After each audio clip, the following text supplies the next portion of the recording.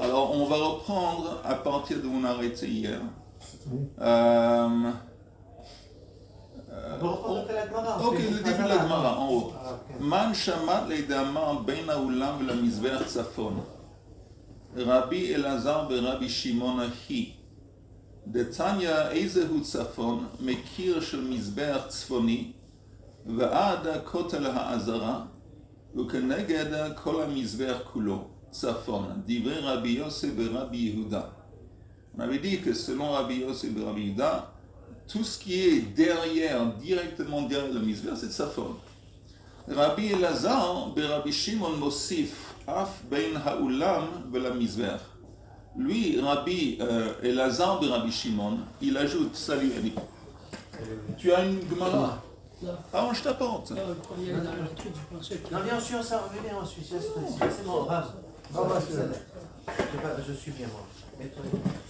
Mais il y a. Je t'apporte. Non, c'est bon, Rav. C'est bien. Leima, regardez la ligne, c'est à peu près 1, 2, 3, 4, 5, 6, 7, 8, 9, 10 lignes d'en haut de la page. Leima Rabbi Elazar be Rabbi Shimon hi, velo Rabbi. Est-ce que tu dis que cette Mishnah qui dit que le Kohen Gadol il fait la shrita de son part entre Ulam et Mizbeach, c'est seulement selon Rabbi Elazar be Rabbi Shimon et pas Rabbi? Afilu teima Rabbi. Ici, là, tu dis, ici, entre le Mizbeach et le... Ça, on avait dit, c'est selon Rabbi Elazar be Rabbi Shimon. Ok. Tu comprends? Ouais. Alors tu viens me dire, c'est selon lui et pas selon Rabbi, qui dit que c'est aussi, le nom c'est aussi tout cet espace ici. Il dit, ça c'est, on a dit, il y a Ezrat Israël, Ezrat Kohanim. Encore une fois. C'est ici, ça c'était ici, Non, regarde Cette espèce de pouvoir. le blanc ici, Ah, c'est ici. le blanc. C'est Ezrat Israël, Ezrat Kohanim. Okay. Alors tu me dis que, quand la Mishnah dit qu'il fait le korban ici, c'est seulement selon Rabbi Elazar de Rabbi Shimon, et pas selon Rabbi qui dit ici c'est le nord aussi. Parce que, ok? Ouais. Tu comprends? Question. Apparemment, tu me dis que l'auteur de la Mishnah c'est seulement selon l'opinion de Rabbi Elazar de Rabbi Shimon. Parce que si c'était selon Rabbi, qui dit que le nord c'est même l'autre côté du Mizbeach, on pourrait faire le Kohen Gadol pourrait faire la shrita de son part de l'autre côté. Si on précise, ça doit être Dafka là-bas. Ça sent que Dafka là-bas, ça s'appelle le nord. Ah, pour Qui dit que Dafka là-bas, c'est le nord? C'est Rabbi Elazar et Rabbi Shimon. Donc c'est ni apparemment Rabbi Yosef et Rabbi Yehuda, c'est ni Rabbi. Alors la Gemara dit,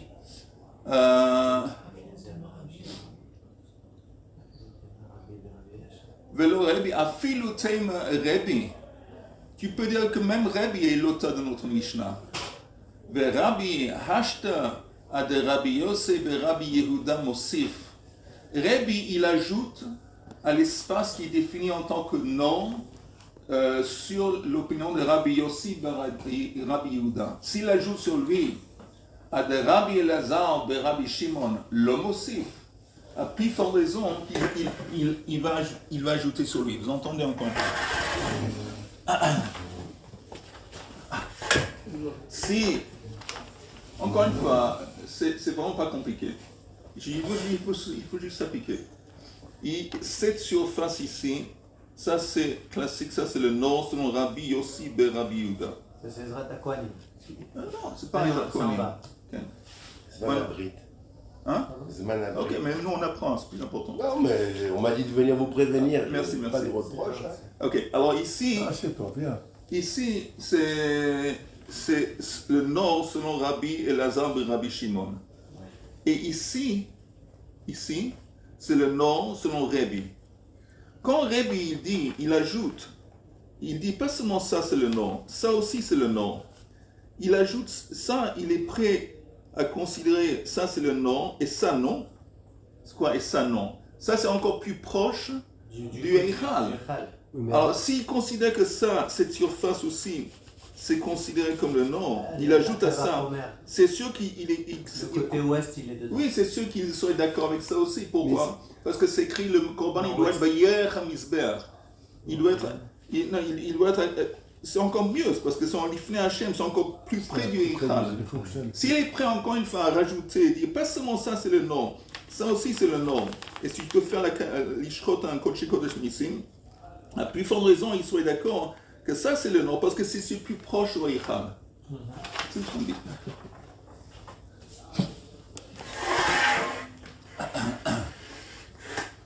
Alors,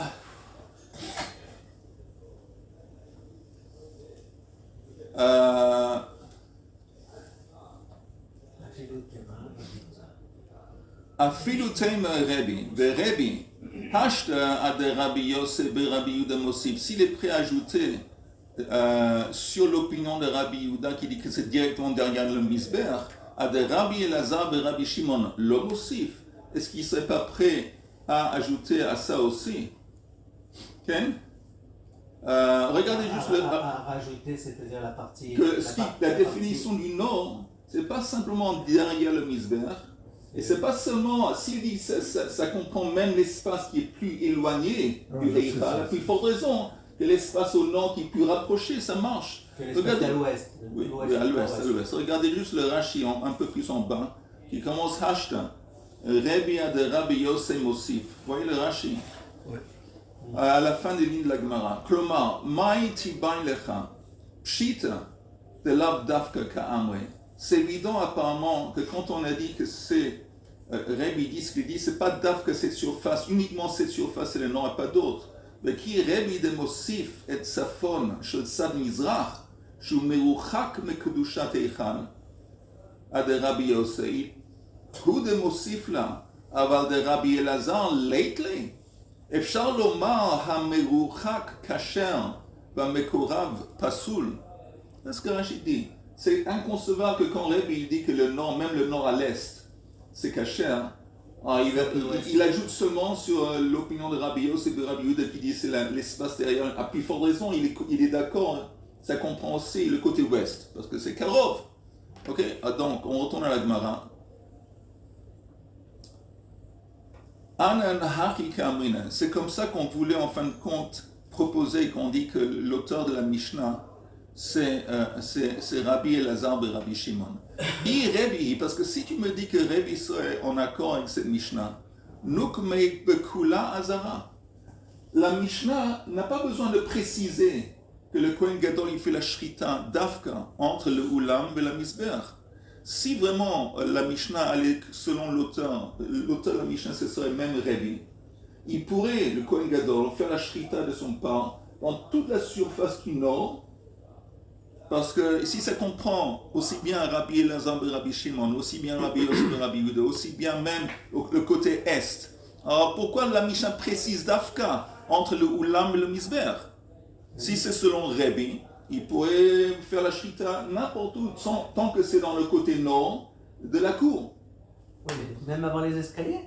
Oui. Non, pas avant les escaliers, mais dans la cour ça commence après les escaliers. Juste après l'escalier, là. Oui. Alors il y a encore une fois deux couloirs. Il y a le couloir de Ezrat et Israël, après un couloir Ezrat Kohanim, après toute la surface. Il dit, si tu me dis que l'auteur de la Mishnah c'est Rabbi, pourquoi la Mishnah précise que le Kohen Gadol il fait la shrita entre Ulam et Mizbeach? Comme la Gemara dit, si c'est Rabbi, Nukmei Bekula Azara. On pourrait faire la shrita dans tout l'espace de l'Azara. Et là, Rabbi Elazar et Rabbi Shimon hi. Alors si c'est selon Rabbi Elazar et Rabbi Shimon, Nukmei ben Mizbeach vela kotel. Alors vous entendez? Si c'est selon la définition de Rabbi Elazar et Rabbi Shimon, pourquoi la Mishnah dit entre le Ulam et le Mizbeach? Parce que selon... Pourquoi la Mishnah précise que ça doit être Tafka ici? Pourquoi Tafka ici? On avait dit que pour Rabbi Elazar et Rabbi Shimon, toute cette surface au nord, c'est aussi le nord. C'est aussi le nord. Ouais. Pourquoi Tafka ici et pas ici? Là, c'est les escaliers, là. Non, il n'y a pas les escaliers. Là où tu as mis ton doigt, là, le 42, c'est quoi 42? Il n'y a pas 42 ici. Là tu dis devant. C'est pas le 47, pardon. Non, le 47, c'est des escaliers. Oui. Mais disons ici ou ici, c'est pas important. C'est en face de l'entrée. Le croquis n'est pas bon, je l'ai dit. Ah oui, tu as dit. Mais ça devait être ici. On dit pourquoi la Mishnah précise qu'il fait le korban ici. Si c'est selon Rabbi Elazar de Rabbi Shimon, il pourrait faire ça. Même ici. Même ici. Ok? Ah oui, oui. Si c'est selon. Même aussi, là-bas, il pourrait faire ça aussi, c'est qualifié en tant que norme. Ouais, donc c'est la précision, surtout. Oui, pourquoi la Mishnah précise d'Af que là-bas? De partout, c'est le nord.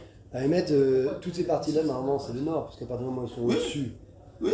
Alors pourquoi Ce que je veux préciser dire par là, dans- c'est que En fait, tout ce qui est là. Tout ce qui est là, c'est tout le ce nord. qui est là, c'est aussi bien là que là. Tout ce qui est là. Oui. Alors pourquoi la Mishnah Tout ce qui est précise? là, et puis là, tu as les murs, tu as les escaliers qui arrivent ici, et là, tu as Pourquoi il dit le. juste à cet Ah, endroit? pourquoi il dit non, Ah, pour être précis à Mais cet là, endroit. c'est la proximité avec le. Oui, non, pourquoi être c'est précis ici, entre le Echal et le. Ok. Alors, En fait, Rabbi, il dit, lui, il tolère, Rabbi, il dit que c'est tout, y compris le côté ouest, Oui. jusqu'à ici. mais nous on Il dit. a jamais dit qu'il n'était pas d'accord. Côté est. Le côté est. Apparemment, ils sont d'accord. À plus forte raison, ils sont d'accord. Oui. Alors, si c'est comme ça, pourquoi on a dit au début de la Gemara que l'auteur de notre Mishnah, la Mishnah va selon Rabbi Elazar de Rabbi Shimon? Ça pourrait être comme Rabbi aussi. Et la Gemara dit, mais si c'était comme Rabbi, tu me dis que ça pourrait être comme Rabbi, parce que Rabbi serait d'accord avec le côté est, c'est le nord. Alors pourquoi la Mishnah précise là-bas? Alors la Gemara dit, si tu dis ça, pourquoi la Mishnah précise là en face de l'entrée du Eichal? Alors, même pour Rabbi Elazar et Rabbi Shimon, ça pose un problème. Parce que selon lui, son optique, on pourrait faire la shrita du korban, même plus au nord, là que le Shama. C'est clair? C'est la Oui, précision de cet endroit qui est. La précision, elle pose un problème. Ah, on continue.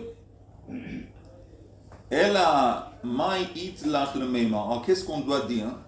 Meshum chulsha de Kohen Gadol. Pourquoi la Mishnah dit d'après là-bas? Parce qu'on prend en compte la faiblesse du Kohen Gadol, qui fait tout le service, c'est lui le seul qui fait tout le service en Kippour, et il est peut-être à un certain âge. On ne veut pas le fatiguer.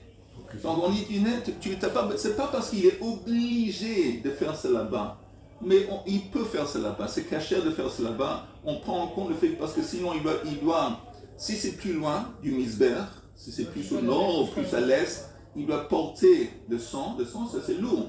Il doit porter le sang jusqu'au Misber pour le jeter. On veut lui éviter l'effort en plus de porter le sang à une certaine distance. Donc on était tout à fait collé au Misber, comme ça. T'as pas trop d'efforts à faire. C'est simplement à cause de Et le Khoucha sang, du il Kohen amenait Gadol. où? Il faisait ici, non? Il amenait où le sang? Il est jeté sur le Misber. Ah, il montait pas. Voilà. Admai id lach le même, mais shum Khoucha de Kohen Gadol. Les Rebbi Nami, les Rebbi aussi, mais shum Khoucha de Kohen Gadol. Alors, il reste. Attends une seconde, Eli, alors pour Rebbi aussi, tu peux dire qu'il serait d'accord avec ça. Que même Rebbi qui dit que le nord, ça comprend le côté est, il serait d'accord que Yom Kippour, il fait la shrita là-bas. Parce que même Rebbi serait d'accord qu'on va éviter un effort en plus pour le Kohen Gadol. Donc en fin de compte, la conclusion est que l'auteur de notre Mishnah, ça ne doit pas être Rabbi Elazar de Rabbi Shimon, ça pourrait être Rebbi aussi. Si, si c'est Rebbi, pourquoi on dit là-bas? Si c'est Rebbi, il pourrait faire la shrita n'importe où, qui définit en tant que nord. Pour Rebbi, ça comprend même du côté est. On dit, tu sais pourquoi? Khulsha de Kohen Gadol. C'est pas voilà, c'est tout. Donc ça rend pas sous le. On donne de précision sur les parties qui sont au nord. Pour les uns disent le nord le comme ça, l'autre le nord. Finalement, on arrive à la conclusion que c'est beaucoup plus pratique pour le Kohen Gadol de faire à cet endroit-là, sans parler de tout le reste. Oui. Cet endroit-là, parce que ça évite de faire des Non, mais juste pour. Ça fait des pages de Gemara pour rien du tout. Non, parce que, je vais te dire pourquoi. Parce qu'en fin de compte, la Torah nous dit que les Kodesh Kodashim, qui comprend Ola, Khatat, Hacham, ils doivent être sacrifiés, ils doivent subir la Shrita au nord. Maintenant, en parenthèse, en passant, on dit c'est quoi le nord exactement? C'est important. Et où est-ce que exactement le Kohen, pas pendant Yom Kippour, pendant toute l'année, quand il y a un Kodesh Kodashim, une offrande, où exactement est-ce que la Shrita est censée d'avoir lieu? On te dit une machloket. Il y a une machloket entre ces trois chachamim. Finalement, on n'utilise pas ces endroits. Non, pendant Yom Kippour, pendant Yom Kippour, on n'utilise pas cet endroit. Mais seulement pendant Yom Kippour, le reste de l'année, si pour une raison ou une autre, quelqu'un voulait, je ne sais pas si la halakha c'est comme Rabbi ou comme je ne sais pas quelle est la halakha, mais si la halakha était comme Rabbi, oui, ce serait possible de faire ça au nord, même au nord-est. C'est tout. Ok. Maintenant, on dit Rocho la Darom ou Panav le Ma'arav. On dit que la tête, quand il faisait le vidouille, le Kohen Gadol, il prenait son pain, et avant de faire Shrita, il faisait vidouille. Comment il fait? Rocho le Darom ou Panav le Ma'arav. Il est positionné de façon que la tête de l'animal pointe vers le sud, mais le visage est à l'ouest. Comment c'est possible? Que le derrière de l'animal est au nord, la tête est au sud, et on tourne la tête. Il met ses mains sur on tourne la tête de façon que l'animal regarde par là. Donc il est pointé dans cette direction nord-sud, la tête vers l'ouest. Et quelle est la signification? Pourquoi ils veulent que ça... À l'ouest, c'est Kodesh Kodeshim. Ok? Maintenant, quelle est la question qu'on devrait se demander? Si tu veux, c'est important que la tête il est pointée à l'ouest. Pourquoi le corps il est nord-sud? Fais en sorte que le son est... Alors le gars il demande et répond. Heichi mashkachat là. Amar Rav be'okemed rosho. Il dit on parle d'un cas où okemed rosho, on doit pencher le visage vers l'ouest. Venukmei lehedya. T'as qu'à pointer l'animal. Tout l'animal est-ouest. Si en fin de compte c'est important de faire que le visage il pointe vers l'ouest, au lieu de tourner le visage, en tant que le corps est est-ouest. On a peur que pendant la shrita, l'animal il va faire ses besoins. Et c'est pas hâte. Et c'est pas Mechubam qui va faire ses besoins dans les directions est-ouest. Comme les directions est-ouest, c'est la shrina. Alors on préfère s'il va faire ses besoins, ça va être nord-sud et pas est-ouest. Où est-ce qu'on retrouve une idée similaire au début de Masechet Brachot? C'est écrit que quand quelqu'un, il a une chambre, il a un appartement, c'est mieux que, si c'est possible, c'est mieux que son lit va être dans la direction de nord-sud et pas est-ouest. Et une des explications données là-bas, c'est à cause de Tashmish Amita, quand il a des relations conjugales avec sa femme, c'est mieux que ça se déroule dans les directions de nord-sud et pas est-ouest, parce que est-ouest c'est les directions de Chine. Aujourd'hui, on ne prend pas ça tellement en compte, parce qu'au niveau pratique, il faut qu'on ne peut pas, le lit ne peut pas, la chambre est positionnée comme ça, l'autre ni ce que faire là. Mais comme ça, c'est une idée. Il y a aussi un truc de ne pas mettre les gens qui sortent prêts à sortir de la chambre. Répète encore une fois.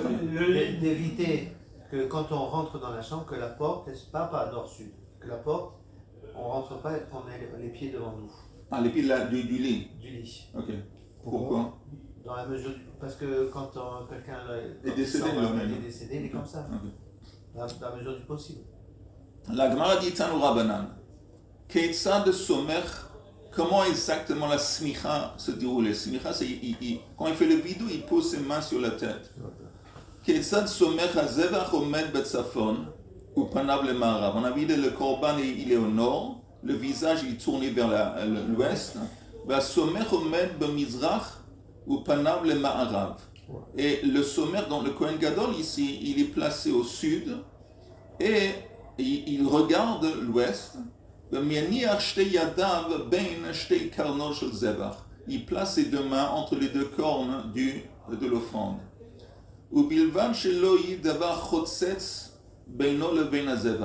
Il faut faire attention que quand il pose ses mains, c'est directement sur la tête de l'animal. Il ne va pas y avoir quelque chose qui vient intercepter. Umitvade al khatat avon khatat, val asham avon asham, val ola avon leket shichacha ve'pe'a. Je continue, je ne dis pas Maaseh parce qu'apparemment il ne faut pas le dire. Donc, je répète, quand il fait le vidouille, mitvade al khatat avon khatat, on apporte un korban khatat pour des transgressions spécifiques. Qui demande d'apporter un khatat. Alors il fait un vidouille pour les transgressions pour lesquelles on apporte un khatat. Al-Hacham, Avon Hacham. Il fait le vidouille pour des transgressions qui demandent un korban Hacham. Ve'al Ola. Mais quand il apporte un korban Ola, Aleket Shichacha Ve'Pea, il fait le vidouille sur le fait qu'il n'a pas apporté, il a transgressé les matanot aniim, de laisser dans le champ leket. Maintenant, c'est quoi leket?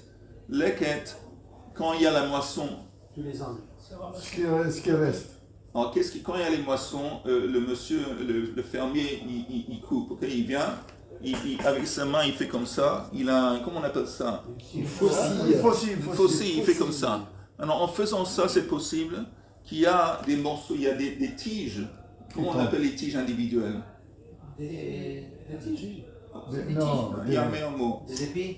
Des épis. C'est possible qu'il y a des épis qui tombent. Il faut les laisser. Non, ça dépend. S'il y a plus que 2 épis qui tombent, il y en a plusieurs qui tombent, il a le droit de les ramasser, parce que c'est une quantité.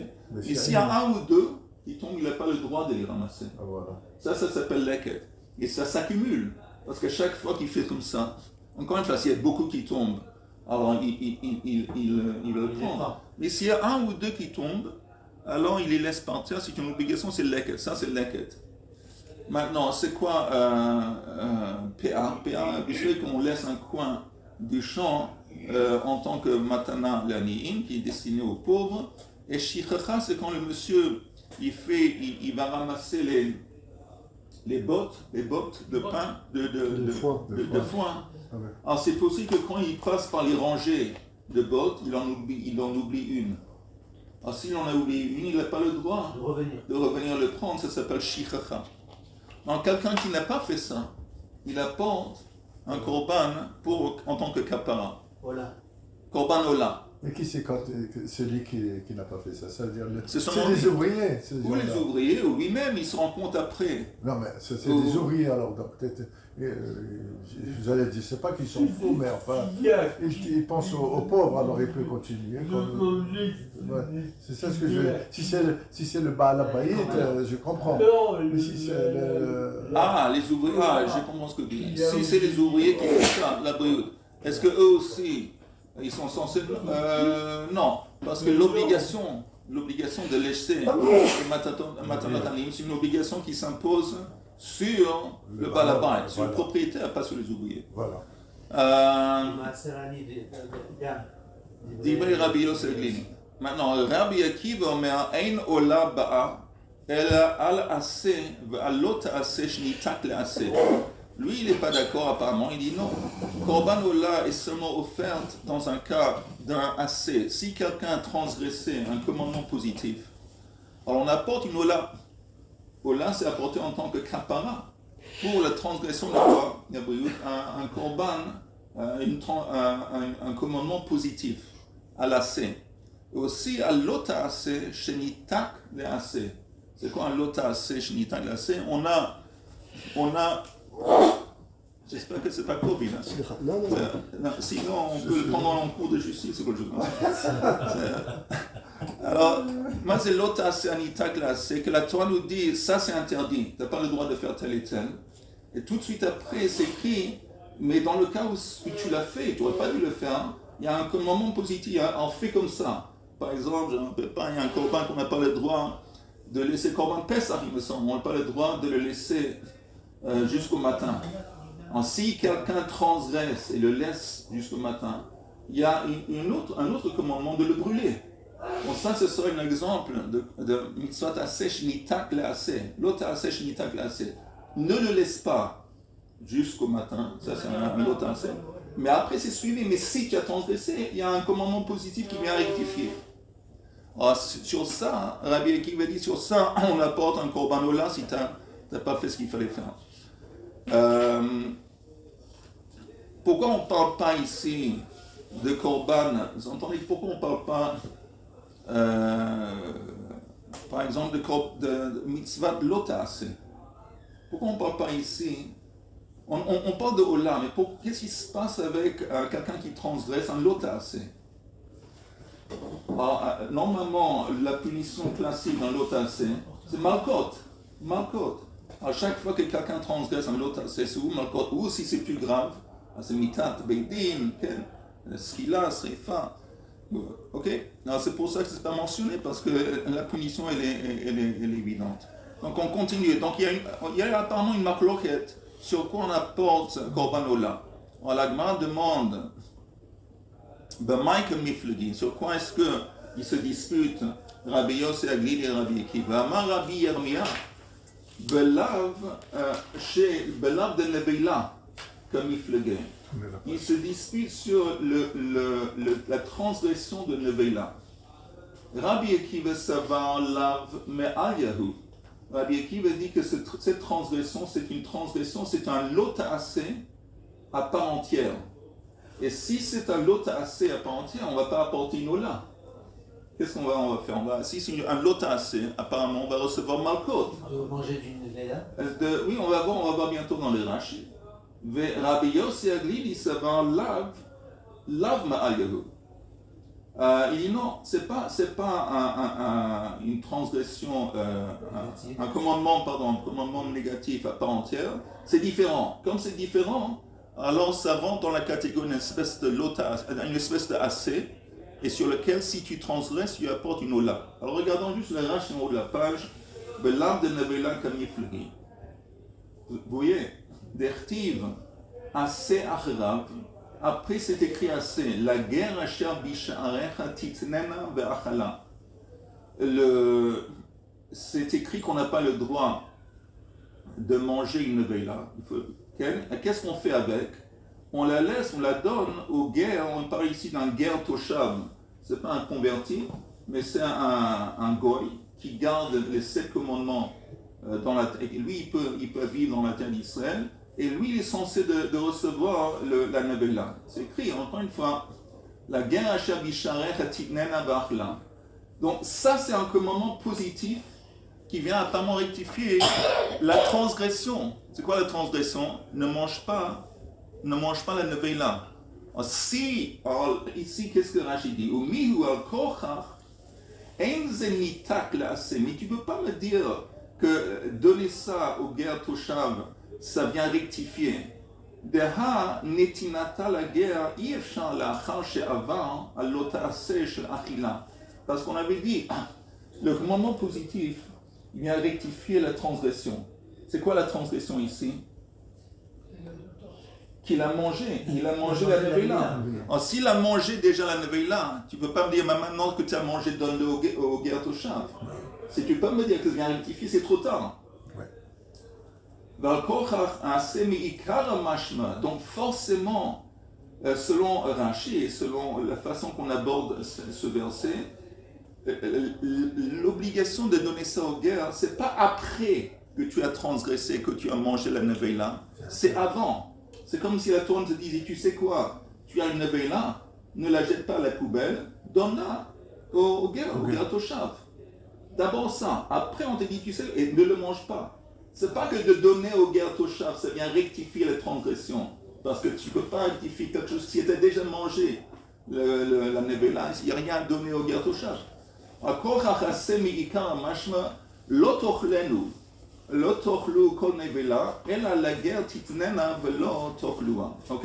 Donc, Rabbi Akiva, lui,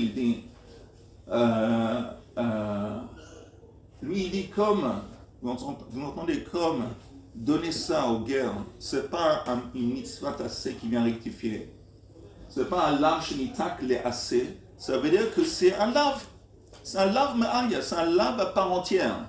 Alors si c'est un lave à part entière, il reçoit malchot, oui. J'ai un problème à cause du guerre. Oui, vas-y.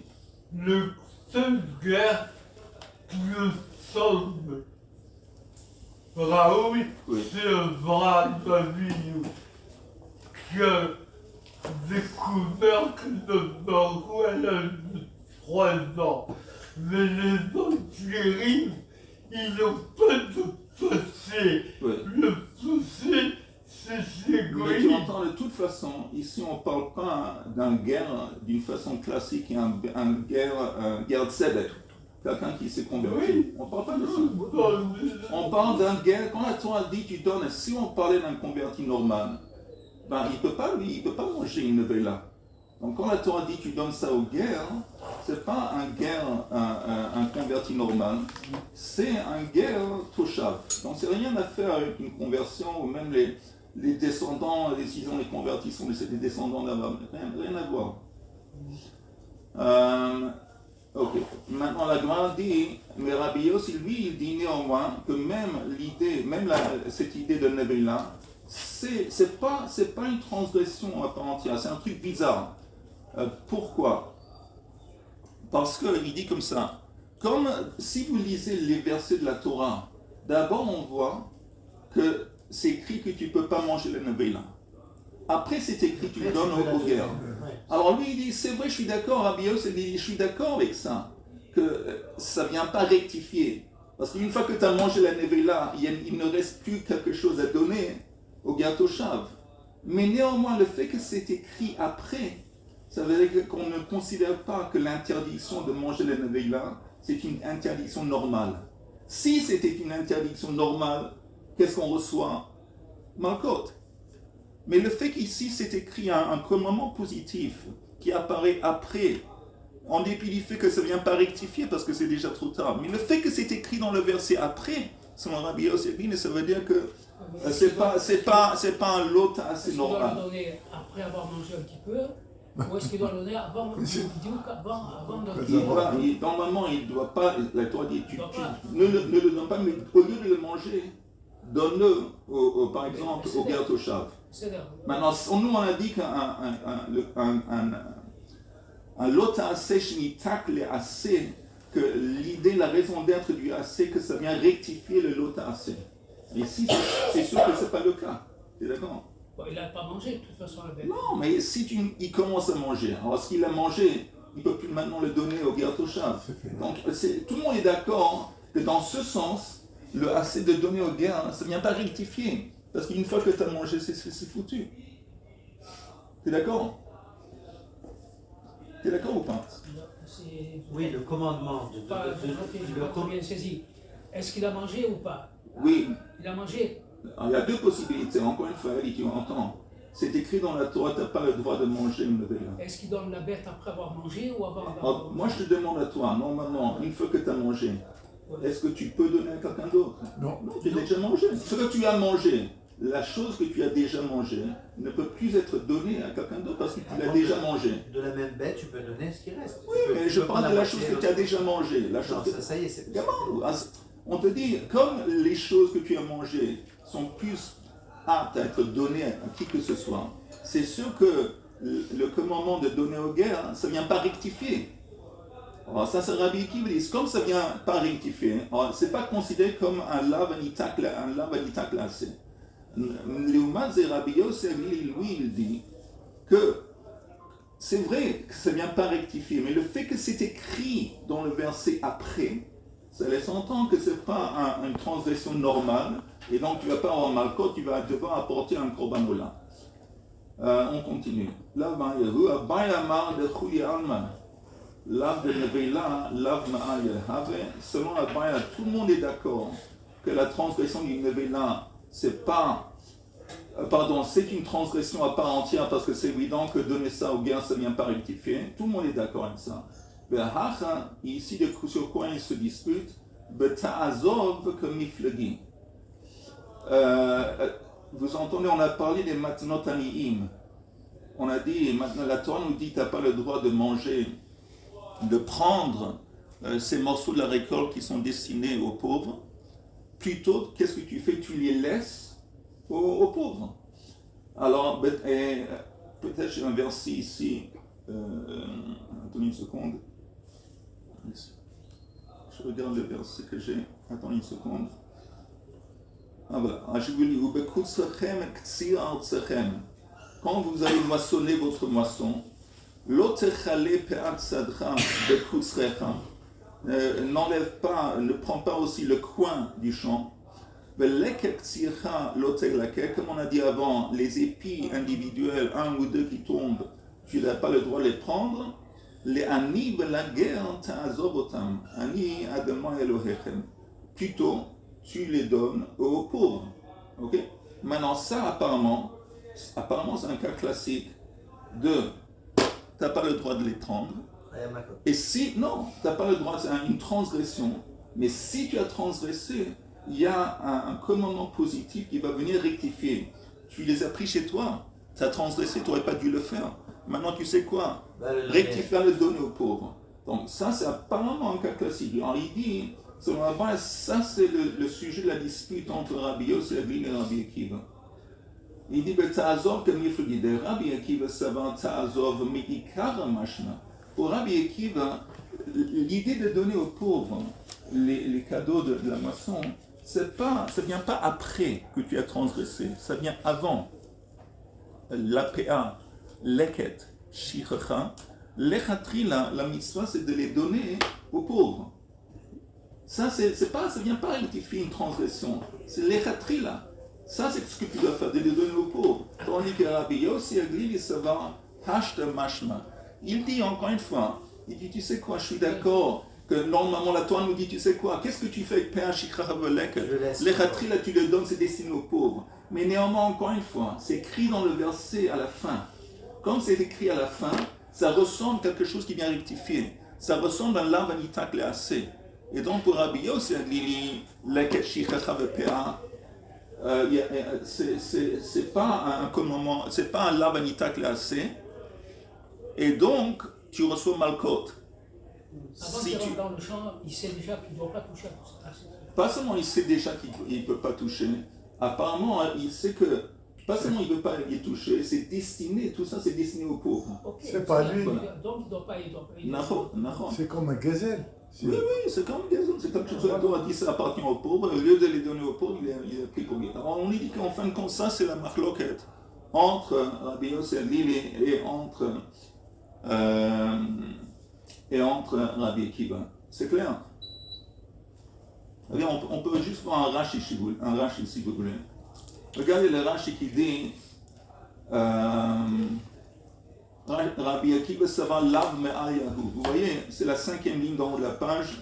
Rabbi Akiva sava lav me'al yahu velokin alav velav de leket shichacha ve'pe'a nami ase de batre mi'ikar mashma.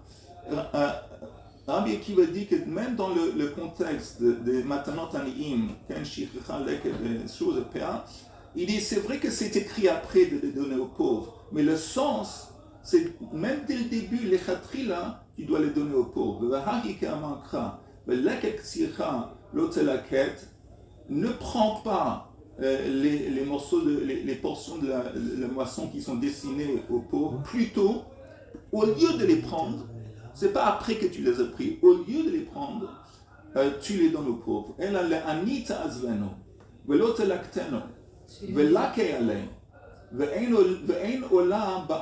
Et donc, sur ça, comme c'est, vous entendez, comme c'est pas un lave anitak le'aseh, c'est un lave.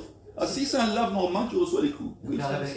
C'est une mise en garde à l'agriculteur de penser, avant de commencer à travailler, de penser à ce truc-là. Avant qu'il commence à moissonner. Absolument. Et encore un Rashi. Encore un Rashi qui dit Rabbi Yossi Agli savant, l'âme de Neveila, Afalgav de Al-Kochach, assez de battre mi'ikar mashmi. En dépit du fait, on est forcé de dire que le commandement négatif de ne pas le prendre, le commandement positif de les donner aux pauvres, le sens, le vrai sens, c'est l'echatri, au début, tu les donnes aux pauvres, ça ne vient pas rectifier quoi que ce soit. Ho'il ve'batre de lav ktiv, mais néanmoins, comme c'est écrit dans le verset après, ein lokin alav, de l'odam et le lav de chassima, parce que ça ne ressemble pas l'interdiction de chassima. Ve'ba'a, on parle de l'arson shor de disho, ve'ba'a alav ola. Et donc, comme ça ne ressemble pas à une transgression normale, il n'y a pas de malkot. Et qu'est-ce qu'il y a si tu transgresses? Korban ola. Ba'alav ola. Velav de leket shichacha ve'pe'a nami. Afilu ambrinen de assez de battre mi'ikarahu. Mashma lo lake ale. Bref, ça c'est la marloquette entre Rabbi Akiva et Rabbi Yossi Agli. C'est quoi chassima? Chassima, il y a un interdit dans la Torah. Si tu as un tas de graines et tu veux séparer entre les grains et entre ce qui est l'épluchure, tout ce qui recouvre les grains. Alors tu dois écraser les grains. Alors ils prenaient un âne, ils prenaient un champ, et ils tiraient un clé dessus, et puis ça écrasait les choses, ça se séparait entre les grains qui se trouvaient à l'intérieur. Et on dit qu'on n'a pas le droit, qu'on fait ça, la Torah dit qu'on n'a pas le droit de mettre quelque chose pour empêcher un animal de manger pendant qu'il est en train de faire ce travail. Pourquoi? Parce que c'est cruel. Il a la nourriture devant les yeux, il a envie de manger, et tu lui empêches de manger. Pour l'animal, il est en train de souffrir. C'est ça, alors tu n'as pas le droit de faire ça, tu le laisses manger. On arrive à c'est quelle heure? Les 5. C'est bon, c'est bon. Si vous... Il y a